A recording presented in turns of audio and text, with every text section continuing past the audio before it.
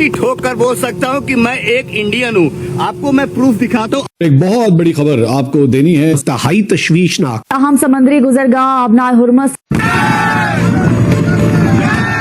अगर हालात हैं कि कंट्रोल में नहीं है, तवानाई की कीमतें और बढ़ेंगी क्योंकि बाहर बढ़ रही हैं जहां से हमें खरीद के लाना है, तो क्या किया जाए, क्या ऑप्शंस है? अभी हम लोग भाई साहब मुंबई पोर्ट पे पहुंचने वाले थे। इसके पहले हम लोग जैसे इंडियन ओशियन में एंट्री की, हमारे बगल में इंडियन नेवी के जहाज आ गए। ये देखिए, ये होते हैं वारशिप, ये देख रहे हैं। अभी मैं आपको बता दूं, हमारे इस समय जितने भी समुद्र में जहाज हैं, ये देखिए, वो एक्सप्रेस नहीं कर सकता ये बयान, लेकिन ये मूवमेंट देखो भाई साहब, तगड़ा यार। भारत माता की जय। भाई साहब, ये इंडियन नेवी के जहाज होते हैं, ये हमें एस्कॉर्ट कर रहे हैं। ईरान ने इंडिया के जहाजों को अबनाए हुर्मुस से गुजरने की इजाजत दे दी। ईरान ने पाकिस्तान के कराची जा रहे जहाज को स्ट्रेट ऑफ हुर्मुस के पास से रोककर वापस लौटा दिया। ईरान के इस कदम से पाकिस्तान की एक बार फिर भीषण बेइज्जती हुई। इंडिया अपनी वो कैपेबिलिटीज जो है वो बिल्ड कर चुका हुआ है, और वो कैसी बिल्ड कर चुका हुआ है कि एक तरफ उसके पास असला भी है, तेल भी मौजूद है। यही कहना चाह रहा है ना इंडिया कि हमारे पास भैया असला भी मौजूद है, हमारे पास तेल भी मौजूद है, हमें किसी की कोई परवाह नहीं है, एंड वी डोंट केयर, और हम अपने घर में बैठे हुए हैं। उनके 78 साल जाया हो गए, तो ये तो एक छोटा सा प्रोग्राम है। देखो बात सुनो, चोरों के पीछे मत भागो, चोरों की माँ को पहचानो। फॉर गॉड से कब तक, और आप देने का कोई बात ही नहीं करते। काशकोल लेके खड़े हो जाते हैं उधर, क्या थोड़ी देर और मेहरबानी से थोड़ा और दे दें जी, थोड़ा और दे दें। अब सुनने में आया कि जो ये 2 वेसल्स आ रही हैं जो स्ट्रेट ऑफ हार्मुस से एलपीजी कार्गो लेके आ रही हैं। हम लाते हैं टॉक शोज और अनलिमिटेड एंटरटेनमेंट सिर्फ यूट्यूब पर। अगर आपने अभी तक हमारा चैनल सब्सक्राइब नहीं किया तो अभी सब्सक्राइब करें और बेल आइकॉन को क्लिक करके हमारी लेटेस्ट वीडियोस के बारे में अपडेट जानें। ये तस्वीर सबसे पहले हम आपको दिखा रहे हैं जहां भारत के वो जहाज जो एलपीजी लेकर आ रहे हैं उनको स्कॉट कर रहा है।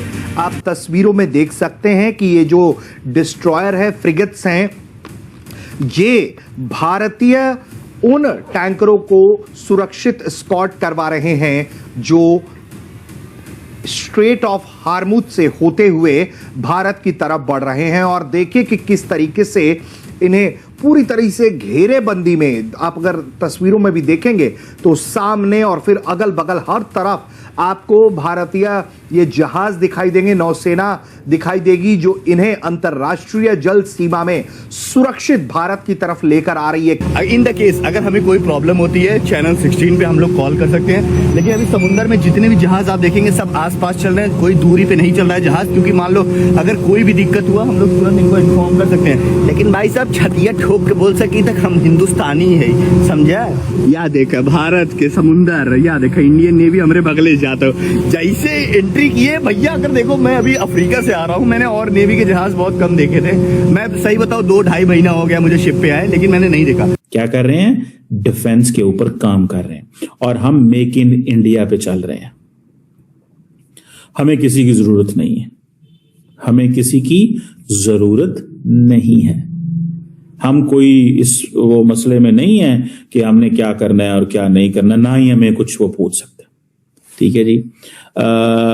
अब अगर for example if this is the case, ठीक है जी, if this is the case, अगर ये केस है कि जिसमें इंडिया अपनी वो कैपेबिलिटीज जो है वो बिल्ड कर चुका हुआ है, और वो कैसी बिल्ड कर चुका हुआ है कि एक तरफ उसके पास असला भी है, तेल भी मौजूद है। यही कहना चाह रहा है ना इंडिया कि हमारे पास भैया असला भी मौजूद है, हमारे पास तेल भी मौजूद है, हमें किसी की कोई परवाह नहीं है, एंड वी डोंट केयर, और हम अपने घर में बैठे हुए हैं। अब सुनने में आया कि जो ये 2 वेसल्स आ रही हैं जो स्ट्रेट ऑफ हार्मुस से एलपीजी कार्गो लेके आ रही हैं, तो इंडिया की मैंने आपको बताया था कि एक ही ताल्लुक है ईरान के साथ, और वो है कि उसकी एनर्जी सिक्योरिटी को ईरान मेक श्योर करे, और वो भले स्ट्रेट ऑफ हार्मुस हो, वो भले बाबुल मंदेब हो, इनमें से कुछ भी हो। दैट्स वेयर इंडिया वांट्स कि ईरान हमें इसमें कॉम्प्रोमाइज, हमें हेल्प करे। ये वो कह रहा है कि हमें हेल्प करें आप, क्योंकि वो समझते हैं जी आप हमारे ब्रिक्स के मेंबर हैं। आपको याद होगा जब ये कन्वर्सेशन शुरू हुई तो इंडिया ने कहा कि आप तो हमारे ब्रिक्स के मेंबर हैं, आप हमारे साथ ऐसे कैसे कर सकते हैं। आप हमारे ब्रिक्स के मेंबर हैं, और आज सुनने में आया है कि आज सुबह इंडियन जो डिफेंस मिनिस्टर हैं उन्होंने भी एक डिफेंस प्रिपेयर्डनेस के हवाले से जो ऑपरेशनल एंड टेक्नोलॉजिकल जो लेसन अभी तक ड्रॉ किए हैं उस पर डिस्कशन हुई है कि इंडिया जो है वो कैसे एक इंटीग्रेटेड रोड मैप तैयार कर रहा है नेक्स्ट डेकेड के लिए, क्योंकि इंडिया फोर्सी कर रहा है कि पाकिस्तान और भारत की जो जंग है वो होनी है, और अगर ये भारत और पाकिस्तान की जंग जो है वो होती है तो दैट्स वेयर इंडिया फोर्सी करता है कि हमें बड़े पैमाने पे, और गुजारी बात है जंग जो होनी है वो तो ड्रोन्स पे ही होनी है भाई, और किस चीज पे होनी है? जंगें तो ड्रोन्स पे ही होनी है, और किस चीज पे आप जंग होनी है? आप इमेजिन करें ना कि ये जो जितनी भी इंडिया की जो इंटीग्रेटेड जो रोड मैप तैयार किया जा रहा है अगले 10 सालों के लिए, आज उसके ऊपर ये सारी की सारी लीडरशिप बैठी हुई थी। वो कह रहे हैं जी कि ऑपरेशनल टेक्नोलॉजिकल लेसन्स अभी तक जो हासिल किए हैं वो हमारे साथ डिस्कस करें, और कॉम्प्रिहेंसिव इंटीग्रेटेड रोड मैप दें 10 सालों के ऊपर के लिए आगे क्या करना है। और फोकस किस पे? आत्मनिर्भर भारत पे। किस पे फोकस है? आत्मनिर्भर भारत के ऊपर फोकस है। फोकस इस चीज के ऊपर है कि पायजान अपनी सिक्योरिटी के ऊपर कॉम्प्रोमाइज नहीं करना। अब मुझे तो लगता यह है कि द मोस्ट अब इंडिया के अंदर जो सबसे इंपॉर्टेंट चीज है वो क्या है?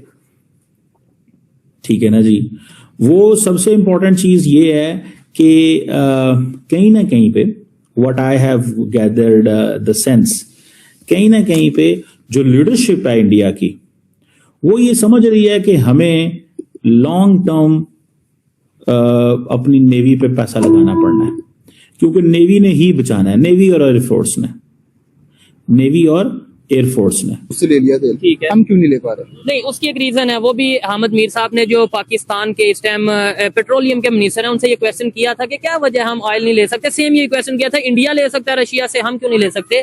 उस पे बहुत से पाकिस्तानियों को ये चीज नहीं पता कि पाकिस्तान में जो रिफाइनरीज हैं, जो मशीनरी, सादा अल्फाज में मैं बताता हूँ ताकि देखने वालों को भी समझ आए, आपको तो आ ही रही होगी, कि जो मशीनें हैं जो ऑयल को रिफाइन करती हैं और फिर आगे हम उसे यूज करते हैं, वो हमारे पास उस क्वालिटी की मौजूद नहीं है कि हम रशियन ऑयल को रिफाइन कर सकें। ले भी लेंगे तो उसका क्या फायदा, फिर इंडिया को कहेंगे रिफाइन करके दे दो। नहीं, हमारे पास, मेरी बात को मैं समझ गया। बेसिकली आप ये कहना चाह रहे हैं कि उनकी तरफ से हमारे पास क्रूड ऑयल आ रहा है, हाँ। ठीक है, तो लेकिन नहीं, हमारे पास उस क्रूड ऑयल की रिफाइनमेंट के लिए है मशीनरी। टोटल 5 रिफाइनरीज हैं पाकिस्तान में, ये उन्होंने मिनिस्टर ने बताया, और उसमें से 4 इन्वेस्टमेंट करके आप उस पर इन्वेस्टमेंट करके क्यों नहीं कर रहे? ये पॉइंट, ये मेन पॉइंट है ना, कि हम फिर लकीर के फकीर है ना, कि अमेरिका लॉजिक नहीं है पास के जी, हमारे पास रिफाइनरी नहीं। हम बात करेंगे खुद मुख्तारी की, ये तो फिर हम खुद मुख्तार होने नहीं चाह रहे। हम खुद क्या कहते हैं, हम अपनी वो रिफाइनमेंट के लिए मशीनरी नहीं लेकर आ रहे, उनके ऊपर पैसा नहीं लेके आ रहे, बिल्कुल अपनी उसमें लेके नहीं आ रहे। हम भी अमेरिका के लिए बस वो हमें तेल दे दे रिफाइन करके, हम वही लेंगे, वही महंगा ऑयल लेंगे और वही अपनी आवाम को बेचेंगे। ठीक हो गया। पाकिस्तान अफगानिस्तान के जो इस्लामिक कंट्री है, लास्ट क्वेश्चन, पाकिस्तान अफगानिस्तान दोनों इस्लामिक कंट्रीज हैं, बजाय यूनाइटेड होकर मतलब ये है कि आगे बढ़ने के, मैं ये भी नहीं कहता कि किसी के खिलाफ लड़ने के, हमें तो लड़ना चाहिए नहीं जंगों के, मैं सख्त खिलाफ हूँ। पीस टॉक, टेबल टॉक होनी चाहिए, और हर मसले का हल ही ये है, चाहे वो रशिया यूक्रेन की वार हो, चाहे ईरान और America at the and table talk पे आना ही आना है, चाहे इंडिया पाकिस्तान है, 4-5 जंगें लड़ ली, फिर एट दी एंड जंग रुक जाती है, वो कहते हैं हम जीते, हम कहते हैं हम जीते, बात खत्म हो जाती है, नुकसान दोनों साइड पे होता है, एट दी एंड होता फिर 10 साल बाद टेबल टॉक है और रिलेशंस बेहतर करने की बात होती है।